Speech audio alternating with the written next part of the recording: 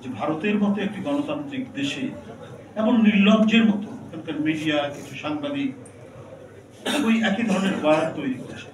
শেখ হাসিনা যেমন করেছেন, সে এক ফ্যাসিস্টের পক্ষ অবলম্বন করে বয়ান তৈরি করছে, এবং তাদের মনে হচ্ছে অনেক দিনের গুপ্তধন তারা যেটা মানে সঞ্চয় করেছে, সেই গুপ্তধন যেন হাত ছাড়া হয়ে গেছে। সেই গুপ্তধনের উপর মনে হচ্ছে যে একটা দানব বোধহয় শুয়ে আছে তাদের কথার মধ্যে, আমরা এইটা মনে হচ্ছে।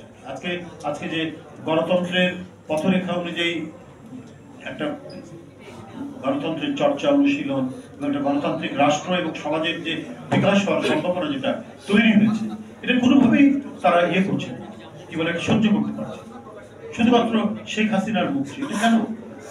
এটা একটা গণতান্ত্রিক দেশের কাছ থেকে কিন্তু আমরা এটা আশা করতে পারি।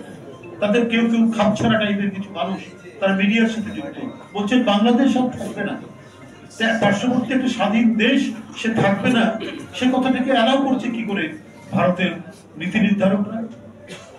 এবং এই যে শেখ হাসিনার যে বক্তব্য, তাকে আশ্রয় দিয়েছে, ঠিক আছে, সেটা দিতে পারে, কিন্তু তাকে ফ্রি হ্যান্ড দেওয়া, যে সে বলবে বাংলাদেশের বিরুদ্ধে, বাংলাদেশের এখানকার যে পরিবর্তন হয়েছে সেখানে তার মন করা কথা বলছে, উস্কানি দিচ্ছে, মানে একটা অরাজকতা তৈরির প্রচেষ্টা চালাচ্ছে, এবং সেটা চালাতে গিয়ে যে প্রতিক্রিয়া হচ্ছে, সেই প্রতিক্রিয়া আপনার পক্ষে অবস্থান নিচ্ছে ভারতের পলিসি।